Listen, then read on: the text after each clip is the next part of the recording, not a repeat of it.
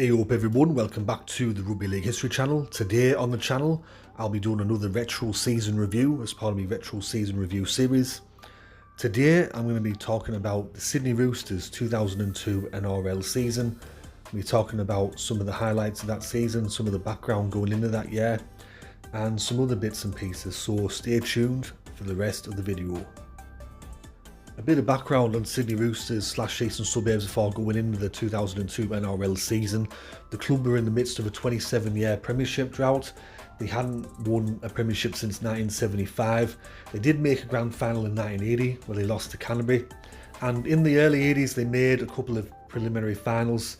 87 they made a preliminary final, but after 1987 the club didn't play finals again until 1996, so there were some very lean years for Eastern Suburbs in between. But during the Super League war the club accrued Phil Gould as head coach, and they got Brad Fittler and some other players in, and they became a regular finals team for the rest of the 1990s. In 2000 they made the grand final where they lost against Brisbane, and going into the 2000s they had a strong team on paper which was built by the likes of Phil Gould and Graham Murray. Just a brief overview of the 2002 season for Sydney Roosters. The club finished 4th on the table. They were coached by Ricky Stuart. It was his debut year as a head coach. The biggest crowd they got were 25,366 that were against Cronulla in the qualifying final. The average home crowd were only 12,520. Craig Fitzgibbon were the top point scorer and Brett Mullins were the top try scorer with 17. To start the season proper though, in round 1 the club would play against arch rival South Sydney. Now this were a big game because this was South Sydney's first match back in the NRL after gaining readmission, and the match was played at the Sydney Football Stadium in front of 35,000 people, and Easts put Souths to the cleaners. They won that match 40 points to 6. That feel-good factor was short-lived though, because the club would lose their next 4 matches in a row.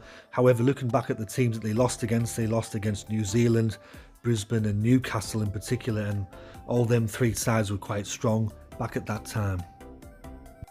The club would bounce back from that 4-game losing streak though, and would go on to win the next 5 matches after that in a row, including in round 6 where they destroyed North Queensland 58 points to 12.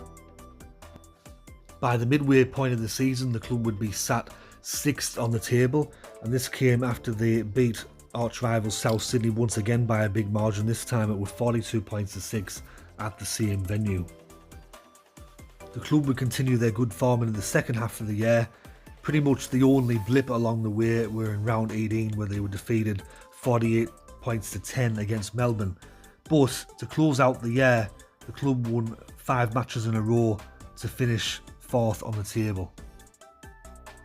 So going into the final series back then, if you're not aware, they were under the McIntyre system, which is different to the current NRL setup. So Eastern Suburbs, who finished in 4th place, played against Cronulla, who finished in 5th. And in that qualifying final against Cronulla, the club would win 32 points to 20 at the Sydney Football Stadium. That set up a semi-final the following week against defending premiers Newcastle at the same venue, and East won that comfortably, 38 points to 12, which ended Newcastle's premiership reign.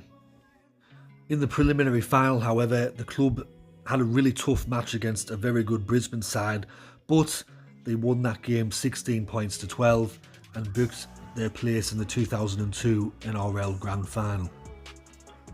Sydney Roosters' opponents in the 2002 Grand Final were New Zealand, who were making their first ever grand final appearance. They finished as minor premiers that year.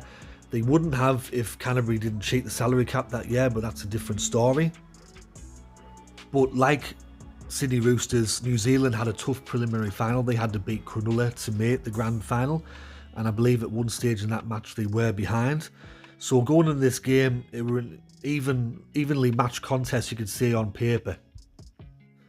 And that was demonstrated by the score at half-time. In the grand final it was 6-2 in favour of East, and early in the second half Stacey Jones scored one of the great grand final tries of the modern era, where he beat quite a number of players to get to the try line, and New Zealand were level, as Ray Warren said on the commentary at the time.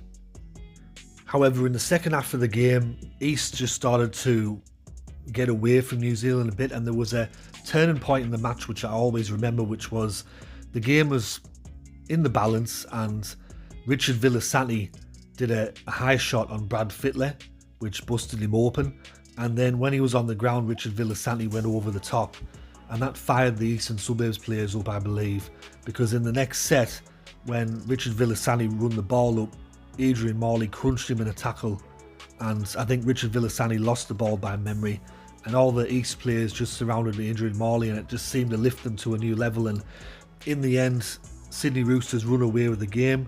They won 30 points to 8, very convincing grand final display, especially in that second half, and they claimed their first premiership in 27 years. It was also their 12th premiership, which meant that they leapfrogged Balmain into outright third as the club with the most premierships in New South Wales Rugby League / NRL history. For Ricky Stuart as well, it were a premiership in his debut season as an NRL head coach. Not many people can say that. However, critics will point out that the likes of Phil Gould and Graham Murray did build most of that team, and Ricky Stuart just inherited that team. That's up for debate, but as I said, he won a premiership in his debut year as an NRL head coach.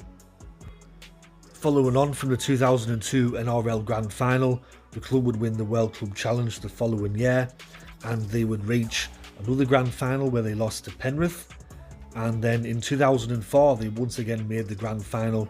This time the opponents were Canterbury Bankstown. That game was a very close affair. Canterbury won by 4 points or 3 points, I believe, and it went down to the final moments of the game where Andrew Ryan pulled a try-saving tackle on Michael Crocker.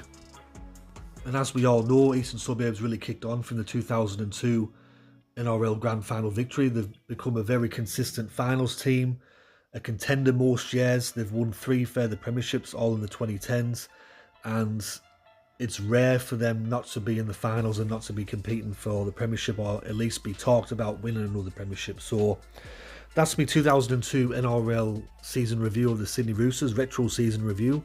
Hope you enjoyed this video. If you did, let me know in the comment section below. This will probably be my last retro season review for a while, because the season's starting back again, Super League and NRL, and the next video I'll be doing is the rating the 2024 NRL home and away jerseys. I'm going to do that, so stay tuned for that video. And also thanks to everyone that tuned in for the Super League kit rating video that got 2,500 views. Great numbers, thanks very much for that. But anyways, this has been Rugby League History. Ta-ra for now.